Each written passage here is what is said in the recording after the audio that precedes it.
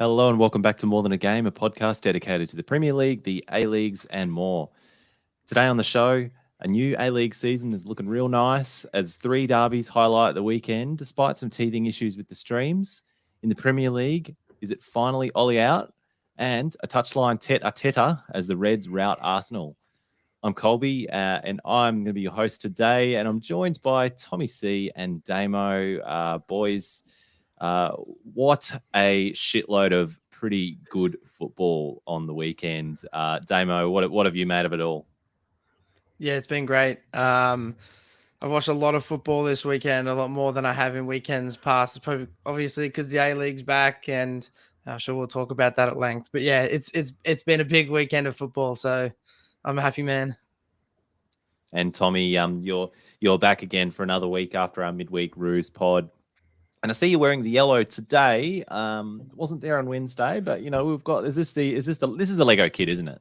This is FC Brixton. So yeah, get around the boys in the Builders Liga. And you've taken in a bit of football this weekend as well, Tommie. How has it been having the full complement of A-League and Premier League back in your life? Well, I mean, I went to the game on Friday night at Amy Park, but then I had a conflicting engagement last night. I had axe throwing in South Melbourne instead of catching up with the A-League. So I had some homework to do today. Wow, I don't know whether that's an early own goal, but let's talk about our own goals and moments of the week, boys.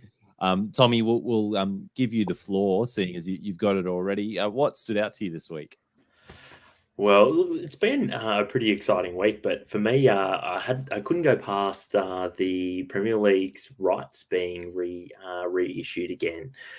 Being that I'm a loyal Optus customer, I think I've only taken a break for about 12 months when I was about 21 or something, so over 10 years ago, means that I get the Premier League for free. So I'm looking forward to another 6 years of the Premier League for free now that Optus has retained the rights for another 6 years. So in 720p. I love that. Hey mate, with my fetch box that I got for free as well, because my stream wasn't working during the World Cup. It's all good. So mate, I'm just looking forward to more great football. It's real David Moyes 6-year contract at Man United areas, isn't it? Like if they cut if something dramatically goes wrong and they cancel it tomorrow, we could just have, a 6-year contract just running in the background. Damo, what's caught your attention this week, mate?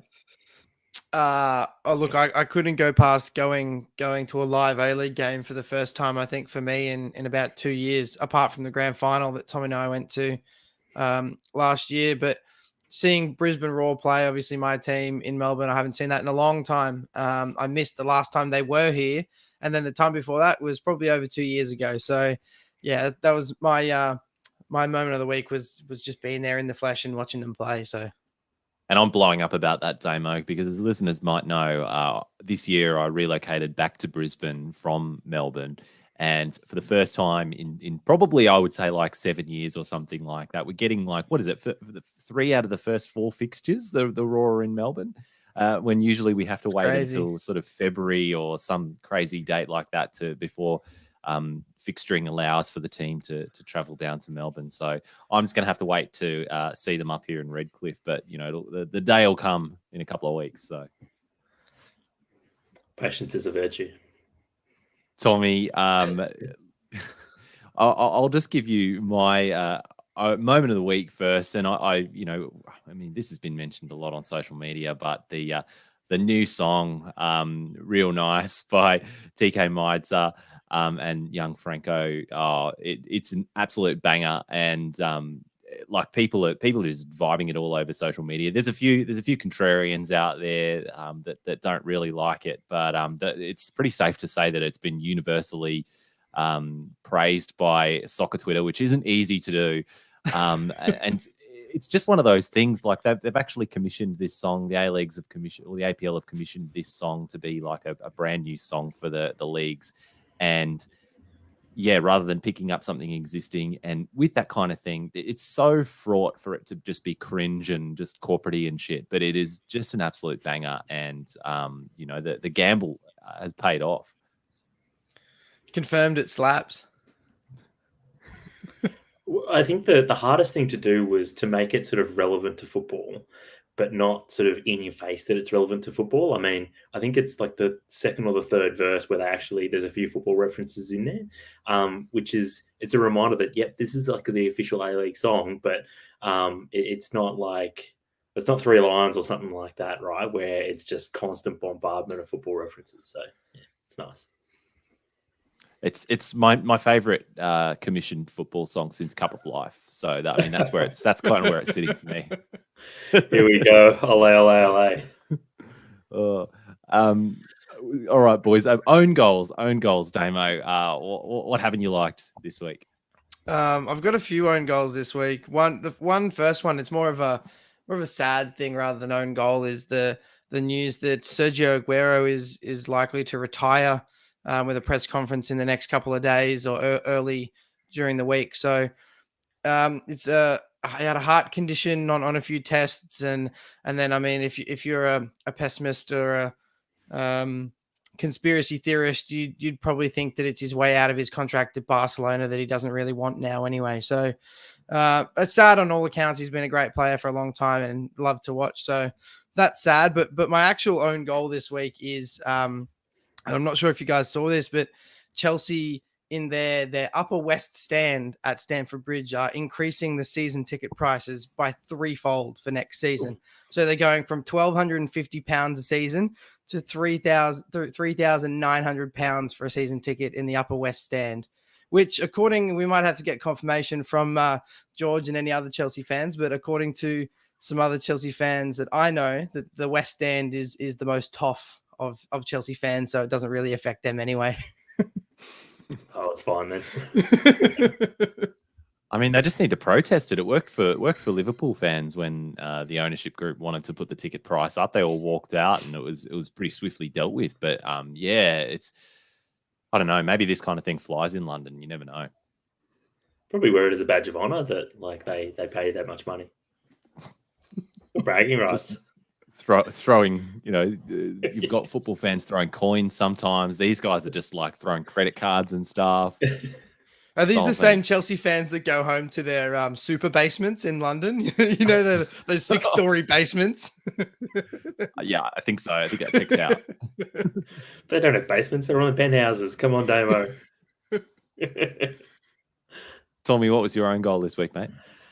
I liked the Aguero story as well, sort of for all for the wrong reasons. I'm a little bit sad, but had a couple others as well. First one, obviously, about MacArthur's pitch. That is just really shocking stuff, the state of that. I sort of was a little bit unsure how bad it was, and then saw the photos and thought, wowee. But really, for me, it's hard to go past the A-Leagues. Obviously, they've tried to bring on some new commercial sponsors this time around.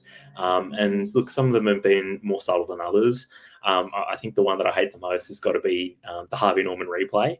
And every time they show a replay, calling it the Harvey Norman replay. I mean, look, we got him. Pretty much. But look, let's not forget that every time I think of that, I just am reminded about how Harvey Norman didn't pay back $18 million worth of JobKeeper last time around. So, that's all it reminds me of every time I see a replay in the A-League now.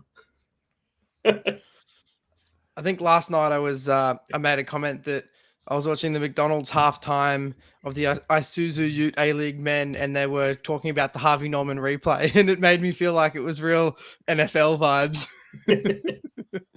Although we say that, right? But then you feel like, on the odd occasion where I sit down to watch like a full game of AFL or something like that in the season, holy shit, that is commercialized as fuck. And like, the A-League's still got a while to go before it gets to that level of commercialization. So we, on that one hand, we can be happy, but on the other hand, I guess, like, if we want to put a positive spin on it, Harvey Norman aside, we can at least kind of be sort of encouraged that these commercial partners are willing and wanting to come on board with the A-Leagues, and it's boding well.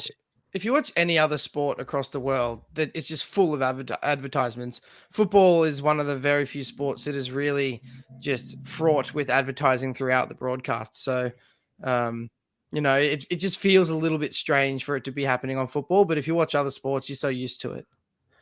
It's funny, like I say that sort of that's crossing a line, but we all accept that wearing sponsors logos on your collar of the manager is fine, and we've accepted that that's normal. I still haven't accepted collar sponsors. I don't know. I mean, I still think that's a meme.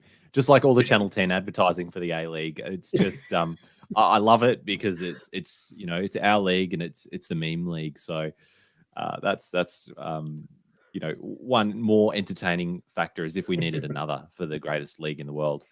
But boys, my own goal this week, it's got to be the soccer Twitter rage at Paramount Plus's early teething issues, and we were talking about this in the group chat, boys. And I've given soccer Twitter some praise in how they universally got around the song that's been created for the leagues. But come on, opening weekend of the A-League, we had some, not flawless, I would say, opening weekend for the new streaming service Paramount Plus, who are streaming the A-League this season, and it's the latest streaming service you'll need to get your hands on to get your football fix.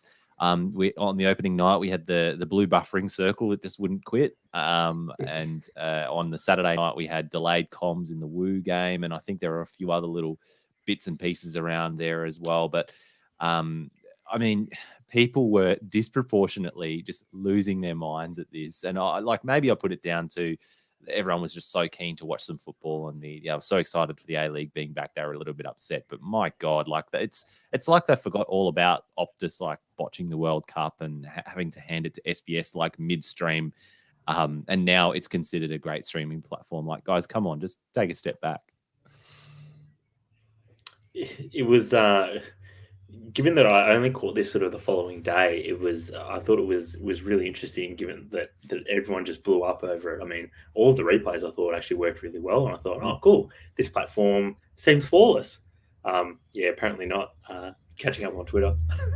So, boys, you will have probably both. I think we've all watched a game or two. I've pretty much watched every game on Paramount Plus this weekend, even the Channel 10 one where I had one on 10 Play and one on Paramount Plus side by side last night. It was an absolute vibe, which was great. And but what have you made of the sort of opening weekend? Teething issues aside, do you like it? Would you like to see them bring in some new features, Damo?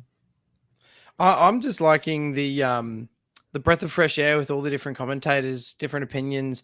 It's felt stale for a few years with the same people saying the same things, game in, game out. We've had some people on comms this week. Daniel McBreen's been good.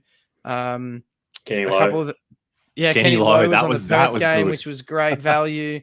And then there's been a couple of the new lead commentators have been great as well. A couple of the guys that have come in that weren't part of Fox. So that's probably been my favorite thing. Obviously, there's some features that Paramount will add over time, but they're not important features. As long as the game plays and we can watch the game, then. So I really liked the new commentators as well, Damo. So I definitely agree with that. And some of the new ones, I didn't catch their names, but there's some real like dulcet tones and some calming voices to just throw something different in there. And we'll have to get Jesse to give us a roundup on the commentary, seeing as that's really his thing.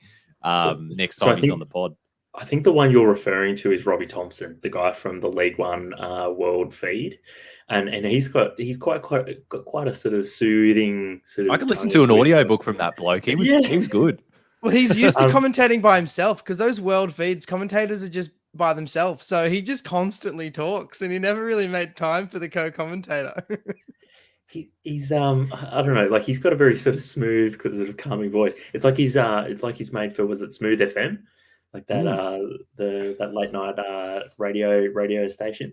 But if there's one thing I do want to throw out, it's about the mayo that he put on Ben Garuccio's name. Oh, wowie! Garuccio loves it. Loves the mayo on that one. Boys, one thing I would like to see is just a live and rewind function in live play. That's, pretty standard in streaming services, but I haven't noticed it unless I'm missing some option somewhere. I'd like to see that come in, just to, if I've missed a goal and want to see the replay or something, just to, scrub back 10 or 15 seconds to catch it. Or if I want One to take a other- screenshot for some content for Twitter, like let me go back and get it. Okay. One other thing that annoys me, and I only just saw this earlier when I was looking to watch the MacArthur and Wellington game, is that the way the games are labeled on the platform, it's season 2022 episode 6 is the game that's currently on. So I can't wait until we're on the final round of the season and we've got season 2022 episode 196. Like, shouldn't the title just be the two teams? Doesn't that just make sense? Yeah. Or like the match or the round, like, round one, Wellington MacArthur. Yeah. Boys, in the season review, we're going to have to refer to games by their actual game number line. Yeah. Guys, you remember when we saw game 136? That was episode 6. Well, for those playing at home, you're listening to episode 150 of the More Than a Game podcast, and we will keep it moving. On to some news and listener questions. The big one, I suppose, is there's the media are reporting that after their humiliation away at Watford, the Man United board are reportedly in the process of sacking Ole Gunnar Solskjaer. I haven't seen anything official yet, but I think the club's expected to confirm that announcement today, UK time. So should be pretty soon. There's been a tweet from Fabrizio with pretty much a here we go. So, boys, what do we make of this? The Man United circus rolls on, and I'm here for it. I'm loving the show. The most unreal thing about it all was that apparently it took them 5 hours in a meeting to come to the conclusion that they needed to sack Ollie. They're only just watch the Watford mini match, guys. Come on, like 20 minutes. Yeah, I mean it's been a long time coming, and I think Manchester United have put themselves in a really bad position now because Spurs obviously acted earlier and realized that this was probably going to happen, that Manchester United were eventually going to sack Solskjaer, and Conte was the man that United were sort of lining up. So Spurs pulled the trigger early and got their man, and now it's sort of damage control for Manchester United. There's really no big names that they can go after or that will want to be there. So that's probably, it's just the big question is what kind of happens from here. Obviously they'll have an interim and then try and find a manager, but who is it? And do they really want to be there? Just appoint the interim long term. Worked well this time. Just give it Giggsy to the end of the season. Give it Giggsy. It's Giggsy just for 3 years. The longest train wreck, I suppose, or it just sort of smells like one of those relationships that they should have left that relationship years ago, and it's just been allowed to go on and on and on. And then when it does finally end, like no one's got any energy for anything else. And I don't know what this does to the team for the rest of the season, because in that match against Watford, they just looked like they'd completely given up in that late on in that second half. So I don't know, maybe they'll get a bounce, but it'd be very interesting to watch the performances from the team in the next couple of weeks. I mean, one of the bonuses about Ole coming in was that apparently he sort of cleared out sort of that toxicity associated with the Mourinho era. But I mean, they're back to square one pretty much now. With the team is just there's no morale, team's flat, shit performances. What was the point?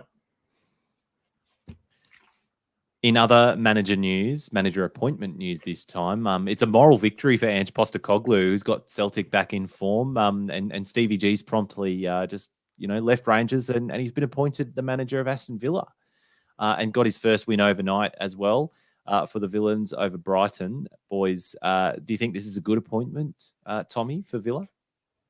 I'm not sure, to be honest. I think it's a tricky one to know how it's going to pan out, because there's obviously talent in this Villa side, but they've also got some big problems too, and I think he's got plenty of work ahead of him.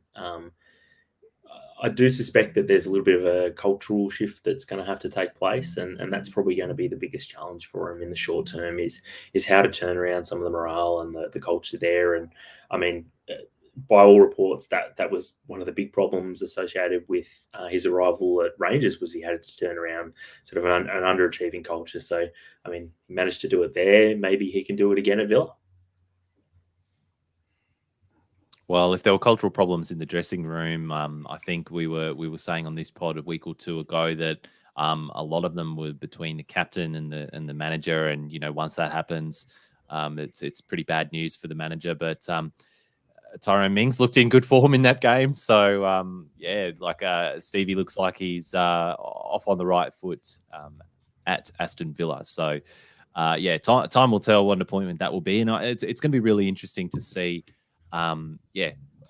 whether Rangers was, just a fluke or a happy accident or just how good he is as a manager. And this is a definite step up, that's for sure. And finally, boys, we've just got a listener question. Don't know how seriously we should take this, but it comes from our friends at Striptease on Twitter. And it's in light of the Danish FA's stance on Qatar, do you think Graham Arnold's tactics were politically motivated to ensure the Socceroos boycott the World Cup? And if for listeners who aren't sort of following this, the Danish FA have said it's going to be introducing a series of measures to highlight the human rights abuses in Qatar. And this is after Denmark's already qualified for the World Cup. They're going to be introducing measures like training kit sponsors making way for messages that are critical of Qatar and the human rights abuses. And they're going to minimize the number of trips to avoid commercial activities that promote the World Cup hosts events and things like that. So that's the Denmark context behind it all. But what do you make of that, boys? I mean, if Graham Arnold's doing that, he's one of the smartest men in Australia. That's 4D chess from Graham Arnold. Yeah. That's a good question. I like that. Thought we had to squeeze that in there. But let's squeeze in some football, boys. So coming up next, we've got round one of the Isuzu Ute A-League Men. All right. Well, the weekend of the Isuzu Ute A-League Men, boys, it's almost come to an end. We're at the 80th minute of the MacArthur and Wellington game, which we've sort of got on in the background here while we're recording the pod. But it's featured 3 derbies, and the least biggest name on paper, the F3 derby, was actually a cracking game of football. That opened up a double header at McDonald Jones Stadium. And Central Coast basically showed they're not a spent force after all, holding off Newey, who were coming back strong towards the end of the game. It finished in the end, Newcastle 1, Central Coast Mariners 2. Goals to Josh Nisbet and Academy product Jacob Farrell for Central Coast before Valentino Yule got one back for Newcastle in the second half. They came storming home, and it was just like a pulsating finish to the game. Matt McGurr on Twitter, boys, asks us, was that the game of the weekend? I really hope not, because it's literally the only game out of all of them that I haven't actually watched in real time. I watched the goals and a couple of highlights, so I really hope it wasn't the game of the weekend, or I've really missed out.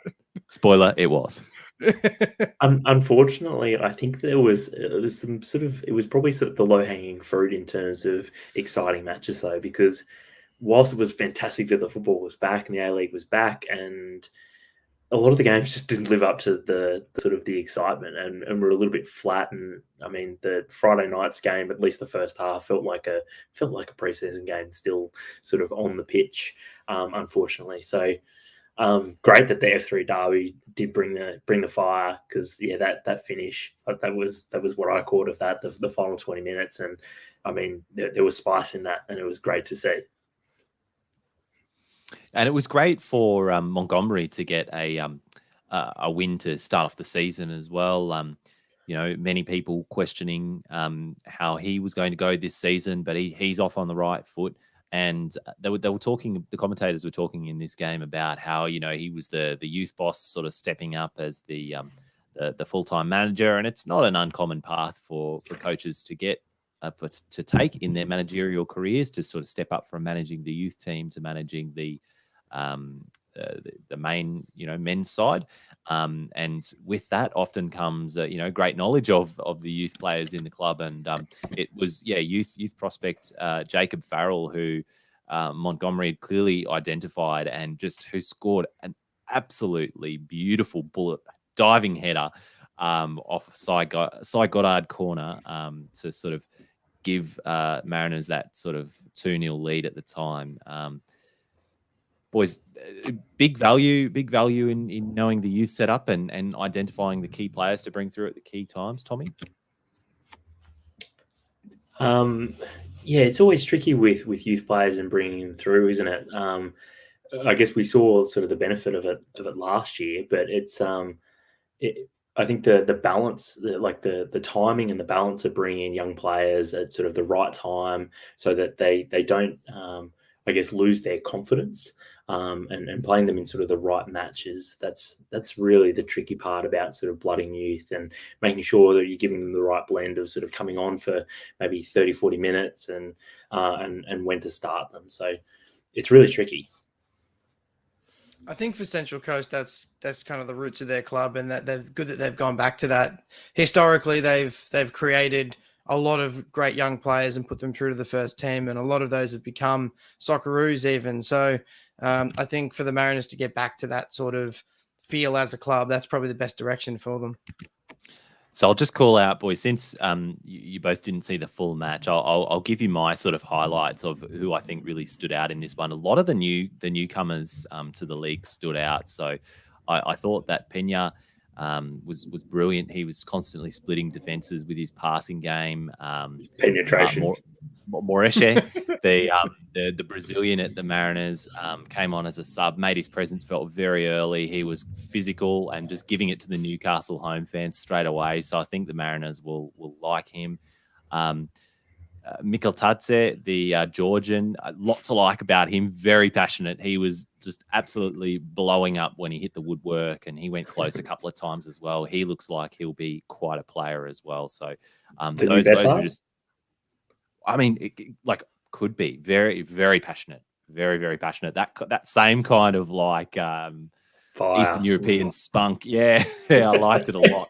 And Sai Goddard, the Japanese youth international, I liked what he was about in the first half as well. He faded a bit in the second half, but I liked the look of him too. And then players that we sort of got to know a bit last season and the season before. Yule, obviously, Nisbet with that goal, he was buzzing around.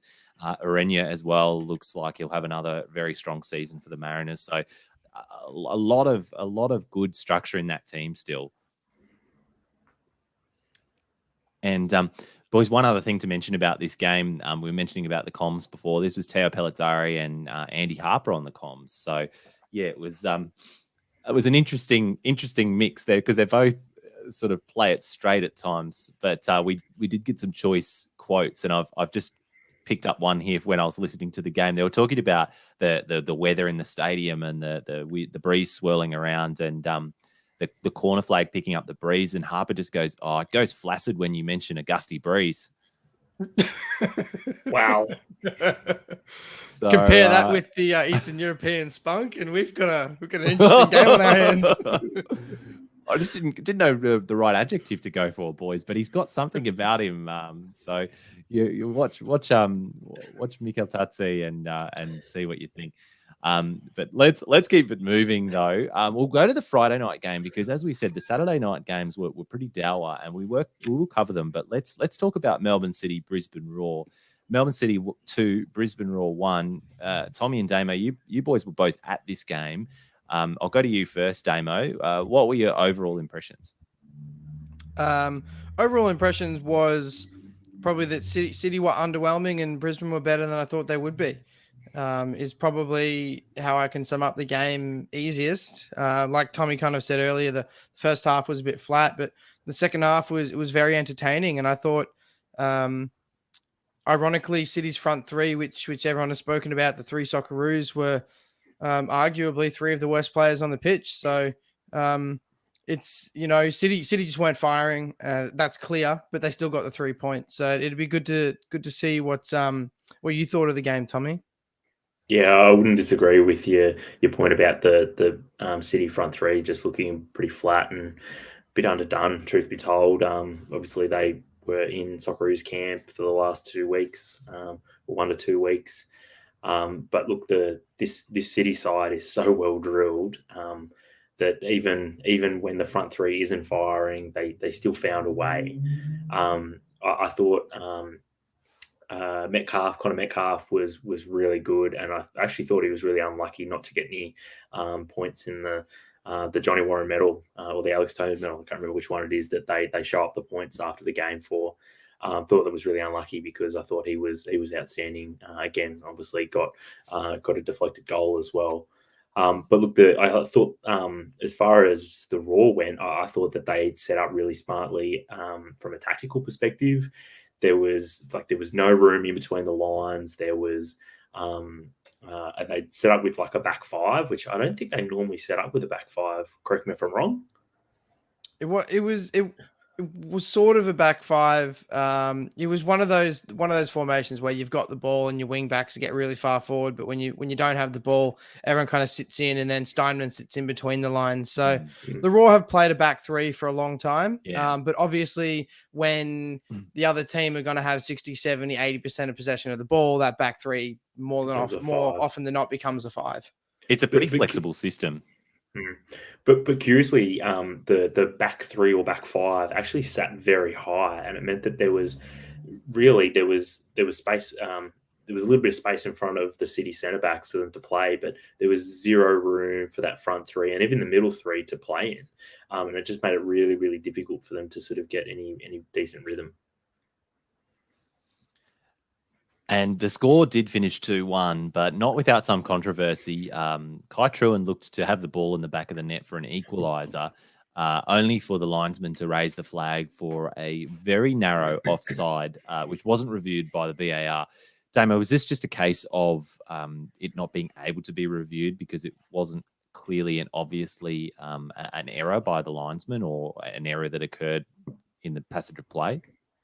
Yeah, look, I'm not too sure, and I've watched a few of the games this weekend, and there's been a few sort of incidents, I guess you could say, that have felt very similar with VAR, and I almost thought to myself, and I think I might have mentioned it, it almost feels a bit of a directive to the referees that to not have VAR intervene and have these long pauses that we had last year. I feel that VAR did review that, and they approved that it was onside, and they just let the game go. And I feel if they thought that it was actually really, really close, then we would have paused and the referee would have gone to have a look on the TV or however the process is. But I don't know. It's maybe a better question for you, Colby. You're the only one out of the three of us that actually watched it on TV and had the commentators talking about it. I didn't see the disallowed goal until when I got home later in the night and fired up the mini match, and I still can't see whether it's on or offside. But yeah, maybe it's a good question for you. What did you think of it watching the broadcast? It didn't look clearly off to me, if I'm honest. But yeah, like when it's close like that, if the linesman puts their flag up straight away, my understanding is that the VAR can't then intervene, which I think is a bit strange, because we see in general play, like when it's not a set piece, that the directive seems to be to the linesman to keep their flag down until something else happens, and then they sort of go up. But the flag went up straight away, so it must have been clear. Well, I think Daniel McBreen was on comms, wasn't he? And I think he said a good line where he said, well, even if it was offside under review, wouldn't you assume that the way the game is played these days, that the advantage is given to the attacking team until it's overturned, if it's a margin decision? So I thought that was a good point, because yeah, like you said, that's sort of how the system is meant to play, is that directive is for the flag to stay down. So the linesman must have been sure. And I think it was a bit of one of those ones where it was all stagnant. There was no real movement happening. So it was still when the ball was kicked. So the decision was sort of already made, because the linesman could see that he was already offside. So I don't know. It was one of those ones that, there's a bee's dick in it, if there's anything. And encouraging performances, I guess, for both sides, boys. But what do we read into that game for the seasons of both teams? And I'll start with you, Tommie. What do you read into that for Melbourne City's season ahead? Just dusting off some cobwebs? Yeah, I always think it's really dangerous reading into the first round too much. That's why we're here. That's why we're here, Tommie. We've got to read into it. Talk about. Look, I think any team that does have a slow start should always be concerned about how quickly those cobwebs do come off, because obviously you want to get up into the right gear as quickly as possible. But by the same token, if you're winning ugly, and you're able to win ugly, that is the sign of a championship team as well. So, look, very positive early signs for City that they got off the mark and the right frame. So I think Giznormo would have been sort of cautiously positive about the result and the performance. Well, we've had a view of Brisbane's performance on the night and what that could mean for their season ahead by listener Mace on Twitter, who said that Brisbane looked very well organised and had a great mentality. City controlled most of the game, but were a bit lucky to come away with the 3 points. Brisbane are going to have a decent campaign if they keep up like that, and not the subliminal message of keep up in there is not lost on me, Mace. So. That pretty fair, Damo, for yours? Yeah, I think it's a fair assessment, but I feel like Brisbane, they're kind of teetering on that edge of if there's a few results that don't go their way to start the season, obviously they're away to victory next week as well. If that's another loss and then you've got a few losses to start the season, all of a sudden these promising performances that aren't getting results don't really amount to anything. You become that team that people go, oh yeah, I like to watch Brisbane, but they just have no incisiveness, so they're not going to get a result. So no one really fears them when it gets to that point. So they've got to be careful early on that they don't get to that point where no one is really threatened by them at all. But yeah, promising signs. Obviously, Lescano was out and Aldred was out. You bring those two back in and it makes a team a much stronger team, you would imagine. But I guess the only question I've got from this game is who's got the bigger bunda, Cyrus Demi or Matt Leckie? Cyrus Demi absolutely launched himself at one point at Tom Glower. I thought to myself, my goodness, this guy's a nutcase. Yeah. I thought he had a great game. I thought, and there was a lot of chat on and a lot of different Brisbane Roar groups on social media about already writing him off. I actually rated his performance too. He had a horrible game, but I thought he was brilliant. He did a thankless task in a team where he had to run back and forth, chase defenders who were making easy passes, but he did a lot to keep the ball, to control the ball when it came to him. Yeah, he's only 19 years old or something. His touch and his final product's got a lot of work to do, but I think I tweeted you can't learn his work ethic and his work rate. So he's got that going for him, and he's got a big bunda, so he's got that too. Him and Leckie could start a Bundesliga in Australia. So the only other thing that stood out to me in this game was just how late Alex Parsons came on for the Roar. Not sure what's up there. He didn't come on until the 84th minute. Have you got any inside word on that, Damo? No. Nothing at all. And he came on as a 9 as well, which I felt was a bit strange too. So or more of a false 9, if you will. But yeah, it'd be interesting to see how that plays out because everyone expected him to play a starting prominent role moving into Broish's number. He's going to have a big season. And we were talking about it at the game that he hasn't actually played that many minutes through preseason. And he only played 8 minutes at the end of the game, including injury time. So it'll be interesting to see how it plays out.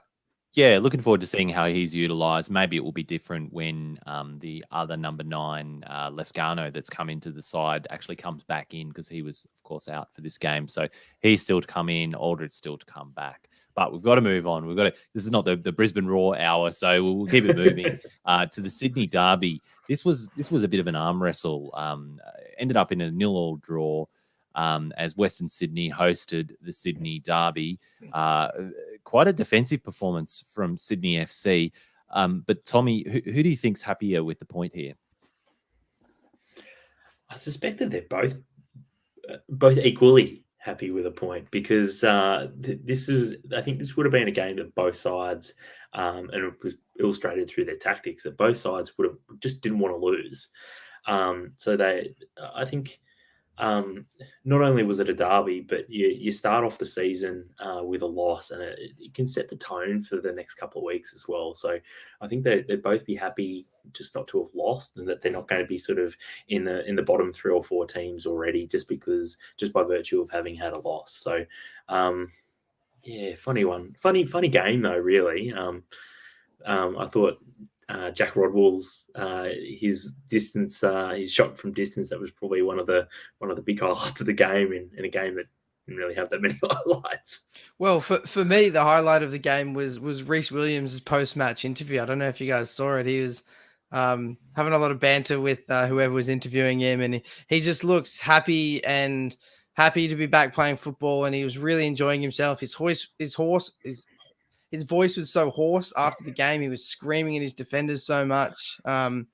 So yeah, he's really that kind of leader. But I think he kind of summed up the game, like you said, Tommy. He summed it up by saying, we wish we could have got 3 points for the fans today because they were brilliant, but we got a draw and it's something to build on. So we'll go on to next week. So it pretty much sums up how both teams probably approached that game. A big we go again in the dressing room from both teams, Damo. Definitely. Can we talk about Corica's hair? Tommy, it was a meme. It was a meme. I know the Photoshops are pretty good these days, but come on. Evan's done me. I thought that was legit. I was like, my goodness, he looks actually like Pavel Nedved. But yeah, okay, all right. For listeners that haven't seen it, just go onto Twitter and start poking around and looking for these Corica memes. I think someone had photoshopped him with quite Italian-looking hair, I would say. I think in response to the quite defensive performance from Sydney FC. The caption was, watches Serie A once. And it was a quite defensive performance at times from Sydney. But yeah, as I said in the intro, just looked to be a bit of an arm wrestle, this one. But Elvis Kamsoba, of all people, actually stood out to me for Sydney FC. His quality and creativity in the final third. I mean, where did that come from? Was it Melbourne Victory were holding him back? Is that what you're trying to say, Colby? I have no idea. I thought he was great too. I mean, in a game where there was really no standout players, it's usually the quick, electrifying players that run at players that kind of do stand out in those games. So, I mean, although Elvis Kamsoba didn't really do that much, I don't think he kind of stood out because he had some of the brightest moments. But I think Rhys Williams was far and away the man of the match for that game. He was brilliant. And then I actually think Caceres for Sydney did a very similar role in kind of sitting in front of the back four and cleaning up before the ball even got there. So Caceres and Rhys Williams, you don't expect these kind of more defensive-minded players to be a man of the match in the derby, but they both were the best, and it kind of sums up the game, really. Well, the other dour derby of the weekend was the Battle of the Bridge as the Woo hosted Melbourne Victory, and Melbourne Victory got up 1-0. The Tony Popovac era is off to a good start. The Victory picked up the 3 points on the road, thanks to that second half header from new centre-back Roderick Miranda. The goal came from a set piece, and that was the difference. And yeah, very few chances created in this. So RIP of your dream of a Saturday night goal rush, Tommy. Yeah, was there one goal in the goal rush? Yeah. So glad they didn't call it goals rush. Sort of like goal orderly queue. Yeah. The best part about the goal rush was that I was watching the game on the derby on Channel 10, and they didn't actually mention that there was a goal in the Victory and Woo game until about 10 minutes after the goal actually went in. Simon Hill said it, and I'm hearing that it's 1-0 in Geelong. Did they ring the bell? Like the FFA Cup bell? They should. They should bring that back. Guys, there was a goal 15 minutes ago. Check it out. Well, you can't because you can't scrub back on Paramount Plus. Well, that's the problem. They couldn't. You'll have to wait for the mini match. Boys, I do want to throw out. There's been a lot of criticism of the Woo and the lack of progress with their stadium. A friend of mine who lives in Geelong, who has no interest at all in the A-League, got invited along by a friend of his to I think it was the Woo's president's dinner or something along those lines. Look, he only went because it was a free feed, and apparently he liked the barramundi on offer on the menu. So he went along, and he let me know afterwards that apparently they're breaking ground this week on the broader precinct where the stadium is. So I'm going to assume that's probably it could be the residential component of the precinct first. I don't know if they're building. So barramundi with a side of lies, Tommy. Delicious. Yum yum yum. Just eat it up, a big bowl of lies. Big bowl of lies for dinner. Yum yum yum yum yum. So it was the first match in charge of the Tony Popovich era for the Victory, and also the John Aloisi era for Western United. I know which side of that I would rather be on, but what did you make of their first games in charge? What would you be taking out of that, Damo? I actually I watched the mini match for this game because I was watching the Sydney Derby at the time, and on balance of the game, it kind of looked like it was a very back and forth. It wasn't the sort of game I would expect from a Popovich side that we've come to expect of being solid at the back and then kind of breaking and playing that way. And both teams had chances. It's a shame that it only finished 1-0. But like you said, it's kind of that feeling of a derby is you just don't want to lose it more than anything else. And that's kind of what the feeling of this whole first round has been, is you don't really want to lose. But moving forward, I think, obviously, like you said, I'd much rather be a fan of the Victory than the Woo right now. And who would you rather manage? Neither. Like the project, all the promise of Western United, this new stadium that's definitely going to come soon, and a real blank slate to build your image around, or would you rather just a really big, established in A-League terms, well-run club like the Victory that are going to completely back you, and you can sort of make your mark on as well. Well, to be fair, I'd like to play in front of 25 to 30,000 fans every week that are making a rabble than be a traveling show. Look, I'm going to be devil's advocate here for the Woo, because John Aloisi. You love the Woo, Tommy. I do. Former member. And look, just put a bowl of lies in front of me and I'll gobble them up. But but look, as far as John Aloisi goes, this is a free hit for him. No one's expecting him to do well. And if he does anything, like if he gets anywhere near finals, it's been a win for him. He's sort of probably enhanced his reputation as a manager again. So look, it's probably goodness for him. Fair. And just in terms of some of the performances, I think, Damo, you said there were chances in this one. I think there were, but it didn't strike me that there were very many really clear-cut chances. And I think in large part that comes down to the defence of both sides, and particularly the central defence. You had new recruit Lacroix for the Woo and Miranda for Melbourne Victory, looking like they're going to be very important. How important do you think these new international centre-backs are going to be for their sides going forward? I've always been a massive proponent of your international, your visa players in the A-League being these kind of experienced rock defenders, because that's obviously where you build a good side from. And Popovich knows that, and I'm sort of surprised that the Woo have gone that direction under Aloisi. I would have thought that they would have been striker heavy, given that's kind of Aloisi's motif, and it was at the heart and it was at the raw. It's kind of what he did with international players. So they're going to be hugely important for their teams. They're both great players. And I think Miranda particularly, from what I've read, really, really stood out and had a great performance. Obviously capped off with a goal that won them the game. Let's keep it moving then, boys. Perth and Adelaide finished in a draw.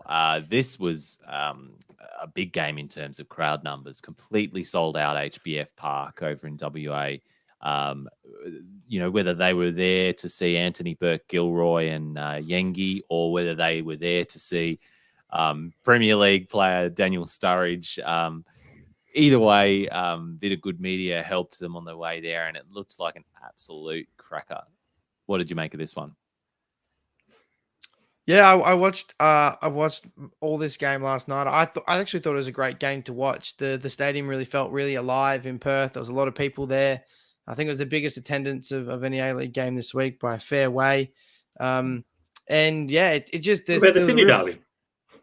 Oh, man, Sydney Derby, yeah. I just forgot about that already. Yeah, fair enough. Pretty forgettable. Forgettable. Yeah, exactly. That's right. But yeah, I mean, it was all about Daniel Sturridge, wasn't it? And what was it, Colby? We got 8 minutes of Sturridge. 7 minutes of Sturridge. 7 minutes. Yeah. So, It's funny, right? Because you're on two parts of the story, right? Sturridge has been in quarantine for 2 weeks. He's only trained with the team for like 3 or 4 days. But everyone was there to see Sturridge. And then Perth go away for nearly a month and they don't come back. So as the manager, it would have been a really tough decision to know when to bring him on, because obviously you want to give the fans what they're there for, but you don't want Daniel Sturridge, who's got a history of being injured, to be underdone and get injured, and then you don't get to use him. So I was thinking it was almost going to be a case. Do you remember like a year or two ago when I think it was Juventus played that exhibition match in China and they all like rocked up to see Ronaldo playing for Juventus and he didn't play and they like sued them or like something like that. There was some big fan revolt because they didn't get to see the big gun that they came to see. And yeah, I think they ended up getting some kind of refund or tickets back or something like that. But yeah, I almost thought it was going to be one of those. I just kept like being like, oh, when's Sturridge going to come on? Come on, like put him on. Well, if I think it was an away game, I don't think he would have been in the team, to be honest. Yeah, it was sort of just putting him on for the, because we know you're here to see him, here you go. But, we probably wouldn't have played him otherwise. Colby, to change tack a little, I think this was an excellent example of why we all love the A-League, and it's easy to get swept up in the big names, but for me, Bruno Fornaroli's goal, wowee, that was just an absolute peach. I mean, Bruno Fornaroli's been one of my favourite players in the A-League over the last few years, and it's because he's capable of doing things like that he gets us all excited. I mean, he doesn't maybe have sort of the star power of Sturridge, but I mean, as a player and getting sort of people out of their seats once they're at the game, then yeah, there's not many players better than Bruno Fornaroli, really.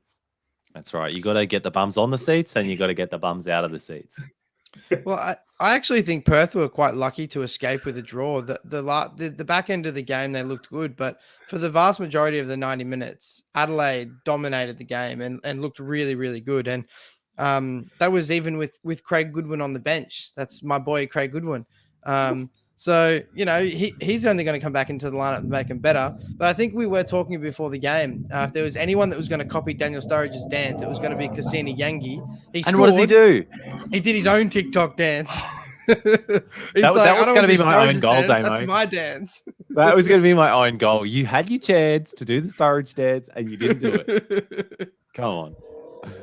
Oh, but yeah, as it was, it finished 1-1, and yeah, both sides had some good chances. There was a VAR review and a goal disallowed for Fornaroli for Perth towards the end of the game. But yeah, you're right, Damo. Adelaide did look like they had the better of the chances, particularly in the first half. So I think both teams will take positives out of that one. How good was that pink Adelaide away kit, though? Now you've seen it, Damo. What do you reckon? It's a peach, isn't it? It's a peach of a kit. It's a peach. Absolute peach.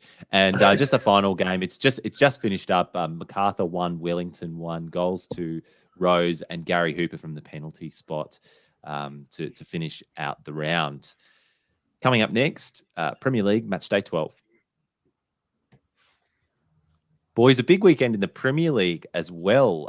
So let's kick off though with Man United at Watford, away at Watford.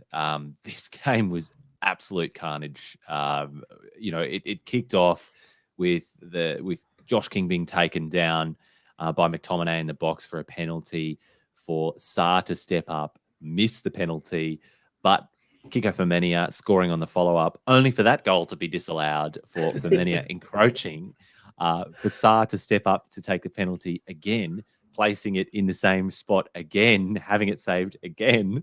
And then, so the match started with 2 penalty shouts and a disallowed goal. So it was 0-0 after all of that commotion. But Watford eventually did get into the game quite solidly when King slotted from a cutback and some terrible defending from Man United. And from there, it was only one-way traffic and a lot of pain for United. Sarr finally got his goal and celebrates by asking the fans forgiveness for missing those 2 pens. United did get 1 goal back through Donny van de Beek. And after Harry Maguire got that second yellow and got sent off, it was just even more pain with my boy Joao Pedro sealing it, and then Dennis with the dagger. Boys, where do we start with this? Look, I think the place to start is with De Gea. You know, the two saves he made at the start of the game, everyone's thinking he was going to have a blinder, and you know he's prone to either have a brilliant game or a horrible game, and this turned out to be. Well, this turned out to be both, but for all 4 goals, he should have saved very easily. The first one he tried to save with his feet. He could have just picked it up. The second one went straight underneath him. The third one went straight underneath him. And the fourth one, he just didn't stick an arm out for it and could have tipped it wide. So I at length talk about how much De Gea frustrates me. And if I was a Man United fan, I'd be more done with him than I'd be done with Solskjaer at the moment. Damo, is this just your secret, agenda to get yes. To get De Gea out and to get Dean Henderson in? Hendo, get Hendo in. Yeah, should be happy that De Gea is still playing. That way, Henderson will leave. Colby, there was a couple of things that I really liked about this. Was first up, I saw someone said that Watford would have sacked Ole Gunnar Solskjaer three times during this match if it had turned out that performance. That's good. Another one was a little bit disappointed that Harry Maguire didn't cup his ear after he got sent off, as he did after scoring against Albania during the week. Oh, jeez. And look, the third one was I loved that Donny van der Beek, that he's likely going to be the final goal scorer of the Ole era at Man United. I thought, that's fitting. There's some after nice having played there. like 3 games in the league under Ole or something ridiculous. I'll just start off with some lighter notes before we just get into the trashing United and Ole story. But one of my favorite commentary moments from this game was the commentators when Ben Foster made a good save. They said Ben Foster rides to the rescue for Watford, and I thought, yeah, they've seen his spin classes. Tell you what, I am really looking forward to Ben Foster's vlog about this game. Woo! That YouTube channel is going to blow up with this. Yeah, I think I saw a meme about it that was like, we beat Man United, me saying bye to Ole or something like that was the headline of his next video. So we need to find that and link to it because I'm sure it'll be great. But the second just general observation I had was Watford Stadium was absolutely rocking. That's one of those matches that will live long in the memory for those fans, I think. Well, Vicarage Road is one of those old, smaller kind of English grounds where everyone's so tightly packed in, and when it gets loud, the place literally starts rocking on the old wooden terraces. And I'll just go into the post-match press conference a little bit, but this might be redundant because Ole may have already been sacked by now. But he was asked in the post-match interview about the usual kind of things like what went wrong, how are you feeling, etc., etc. And he was saying things like, "Oh, we need to get the players in a better frame of mind." But Tommie, isn't that his job? 100%, that is his job. And I feel like there's a clue in there. He's almost saying, "Sack me, I can't do this." There was real subliminal messaging in there as well, and he went on to say, all these players are top players and we've got incredible staff and we're not getting the results, with the subtext being, sack me. He's the problem. He's the problem. Was he blinking in Morse code or something? Like, help me, save me. I think he's trapped. I think this is the Jesse conservatorship theory. Just really coming, like he's trapped. I really hope that he's free now. I hope he's in a better place already. Yeah, he's in a safe house. Ollie. Is it a safe house somewhere far outside of Manchester and safe? It's a rock on down to the Ecuadorian embassy or something in London or Manchester. Jeez. Two teams who are safe though, Liverpool and Arsenal. Liverpool more so after absolutely routing Arsenal in this 4-0 win. It was just electric performance from Liverpool at home again. Trent Alexander-Arnold was the architect of a lot of it, but Liverpool's front three, Mane, Salah, and Diego Jota, really stood up as well. Damo, what stood out to you in this one? I think it's just a bit of a reality check for Arsenal. They've had a lot of good results over the last probably month and a bit. The last maybe 4 or 5 games, they've got some points that they maybe didn't deserve on performances, but yeah, they've come up against a team that is a genuine title contender, and they've been absolutely played off the park and didn't even look competitive. So a reality check that there's a long way to go for Arsenal. Things have been going well, but you're a long way off the big boys yet. Colby, I think Liverpool really are one of the best teams in the league, if not the world. And I mean, you've really got to be something special to be able to beat Liverpool. And Here he is. look, Arsenal, like Damo said, they have put in some good performances lately. But all jokes aside, Liverpool do have the ability to just sort of step through the gears, and they did this against Arsenal, and Arsenal, particularly in the second half, just got left behind, and we're left on their ass, really. And like, if I'm not sure if the score maybe flattered Liverpool a little bit, maybe you can talk to that a little bit, Colby. But I think a lot of people have been surprised by Arsenal and their good results, but I guess we'll see if they'll go on with it now after a bit of a bloody nose, as I like to call it. I think the other message to take is, if you're an ex-player who's now a young manager, don't come at Jurgen on the touchline. Oh, that was a real heat up as well. That's one of the most heated managerial exchanges I've seen in the Premier League in a little while, and it took the assistants and the referees all getting in the middle, and I don't know what was that all about. Apparently, Arteta was complaining that Mane didn't get booked for the challenge on Tomiyasu, and then it blew up from there when Klopp said something to him about sit down or shut up or something like that. And my favorite part of it was after the whole thing happened and Liverpool went 1-0 up, Klopp turned around and, he does his big gurn face right towards the Arsenal bench, as if like, come on, listen to me now. Like, let's go. But is Klopp's gurn face doesn't work now. He's got the piano key teeth. It's just like two sets of piano keys just off center now. My favorite thing about this was, Klopp and Arteta had a big blow up, but what added insult to injury for Arsenal is that when Liverpool were romping home to the win, you could just hear the Liverpool fans in the stands just chanting, "Ole's at the wheel, at the wheel, Ole's at the wheel." Like, they don't even care about Arsenal weekend. Like, they're scoring goals, and Man United's got an incompetent manager, and life's good. And that's got to be the ultimate insult, hasn't it? Yeah, it's Arsenal, but they're irrelevant. 3-4-0 up, and you're not even singing about the team you're playing against because it's been that easy. Says it all. But Tommie, it wasn't so easy for your West Ham, who went down 1-0 to Wolves overnight as well. What happened in this one? Yeah, mate. I think what is it?